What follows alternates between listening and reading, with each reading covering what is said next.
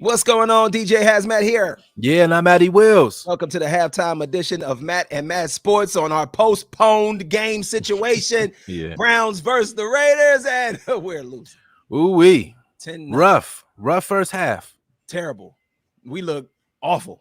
Like, I know we had a lot of players out due to COVID. 18, I think, was the A final lot number I on saw. offense. We got a couple defensive players back. That was cool. We got John Johnson back. He's out there making plays. Walker was back. We got Tack McKinley back. So our defense is pretty much whole, but the offense. Yeah.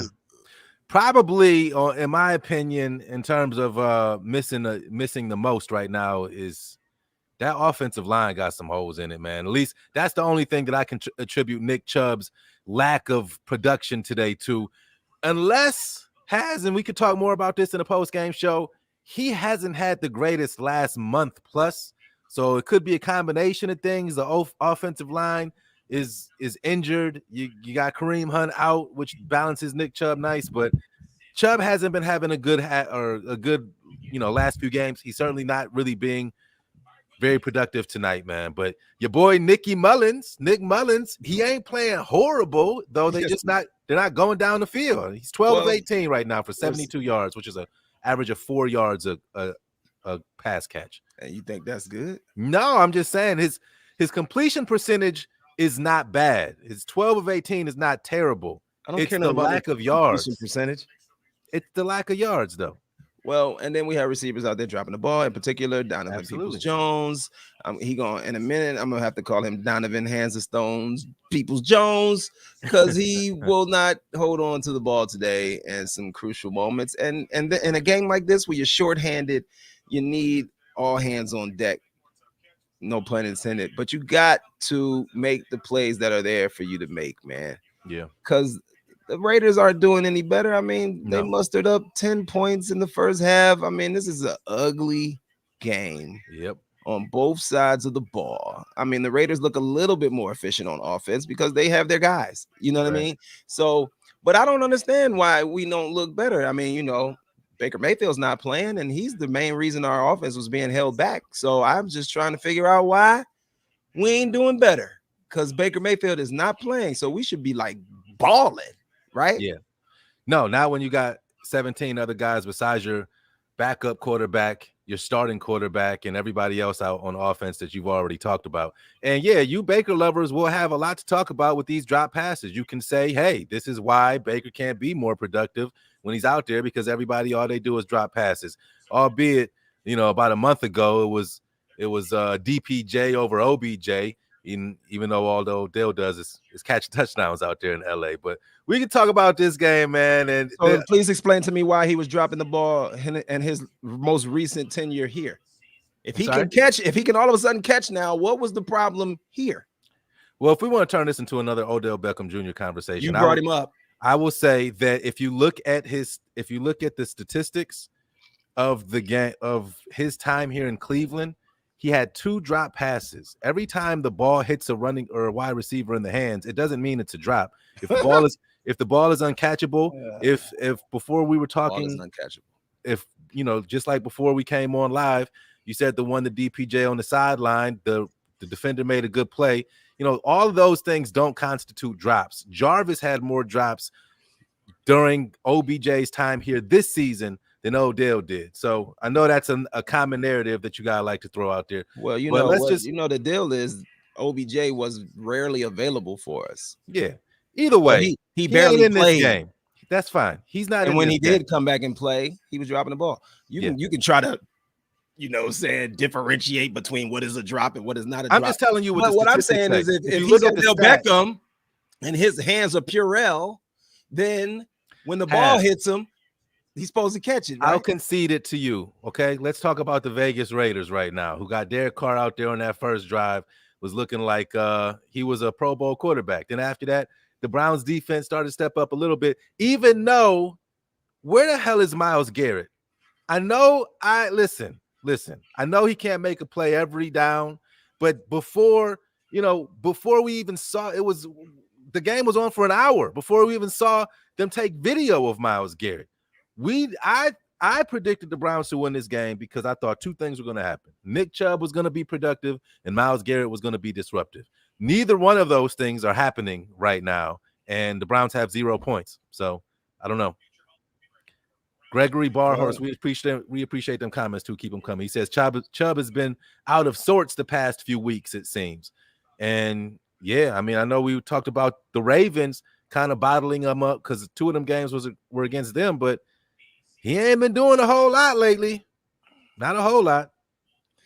Now, maybe it's time for us to do a little soul searching here in Cleveland. We didn't want to. Well, none of us wanted to believe that we're not a playoff team. Right. None of us want to concede to that notion after what transpired last season. No one wants to be like, no, the Browns aren't good enough to make the playoffs. But the way they're playing, man, I mean, I don't have full confidence in them making it to the postseason. They better make some adjustments in the second half, because if they lose this game, what did they say? Their percentage goes to down get by to the like playoffs goes down from like 50 to 20%. Yeah. So here we are on the precipice of being back. Oliver Allison says you need the soul searching has. I don't know what he's referencing to. He said you need the soul searching. Explain yourself, Oliver Allison. I don't talk to people with 2 first names.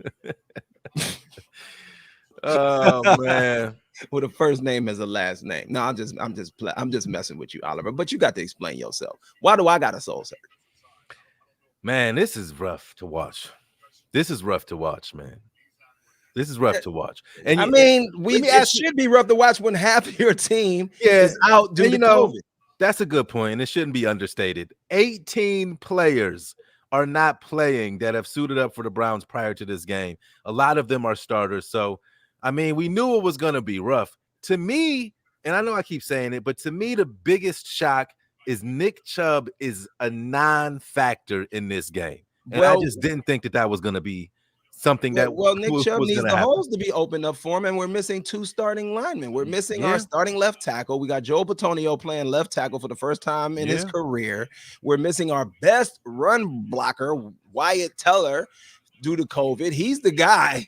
That's the guy. That's the mauler right there that gets in front of Nick Chubb and knocks everybody out of the way. Yeah. So you would expect your running game to be a bit challenged when you don't have guys like that starting for you today. You can't plug and play half a team, man. Yeah. I mean, of course we would want to believe that the Browns they gave us 2 extra days. 2 extra days to do what? Bring a couple dudes on defense back? I don't know, and I'm just wondering, I just don't understand what's happening, man. These guys are all vaccinated. I thought the vaccines were supposed to slow down the spread. Every week you want to get into science, man. There's a whole new variant. We can talk about the whole new variant out there that you might want to turn the news on and check out, because it's a huge thing in the news right now. Because I know about the Omarion. Okay, well, there you have it. Don't come to us for your vaccination news, either, folks. But I think you did get your explanation. Oliver said you just said we need to soul search. Some of us already knew this. So I think he's just saying you're a little bit late to the party, bro. And I mean, we got to prove ourselves. We're only down 10. The one thing that I did think was shocking going into this game, I thought the Browns' distinct advantage would be our defense. That's what's been keeping us in games, right? I thought that our defense would give us a better chance to win this game. So with that being said, I was shocked that we won the toss and chose to receive the kick. I thought we would have put our defense out there first. Give yourself a chance to start the second half with the ball. Instead, we chose to receive the kick like we're some offense that just goes up the field whenever we want to do that. And we should have knew that wasn't going to be the case today. Hasn't been the case all season. So I was a little surprised by that. Las Vegas gets the ball coming out of halftime. Now, one of the factors we have to understand is that the Browns barely stayed on the field in the first half. I mean, time of possession. They had the ball 18 minutes and 22 seconds. We had it for 11 minutes and 38. but it seemed like I don't They know. had- it seemed like they had it way longer than us. Felt like 3 and outs for us. Like Yeah. we're punting all the time. Our punter is the best player on the team today. Yeah. He's with all of the punts that he's been laying down. We got 189 yards of punting yards going on from Colquitt. But that's the thing. The defense needs rest. And the longer we keep putting them on the field, the uglier it could get in the second half when they're tired and they can't keep trying to chase down these guys, because you see that they found a hole. Somehow they're running between our tackles and they're getting their running game going a little bit, at least better than what we're doing. Yeah, we don't have any run game, which is Kimberly Render's point. She says utilize Johnson more. So I haven't seen a whole lot of Dearness Johnson out there or Felton. We saw a lot of Demetric Felton early in the season. Haven't seen him a whole lot later. I mean, lately he's been out there muffing punts. Yeah, he's been messing up. So you can't keep having a person out there that's doing that. After a while, that gets in your head when you're messing up. I think this is what's happening to. Our field goal kicker is taking an L, and from now on, I'm calling him McLaughlin. Yeah, I'm taking an L out. It would have been nice to at least get them 3 going into halftime. He can't make kicks on the anymore. field though. They're on the field though. We'll be back as soon as the game is over. Come join us for the post-game show. Hopefully, we're talking about a dub, and we appreciate all those comments. And Oliver, I'm sure, will have more for you as soon as this game is done. So I don't see what happens for Oliver. Okay, my bad. My bad. All right, well, we see y'all at post game for Matt and Matt halftime. I'm DJ Hazmat. Yeah, and I'm Matty Wills. Peace. See you later. Go Browns.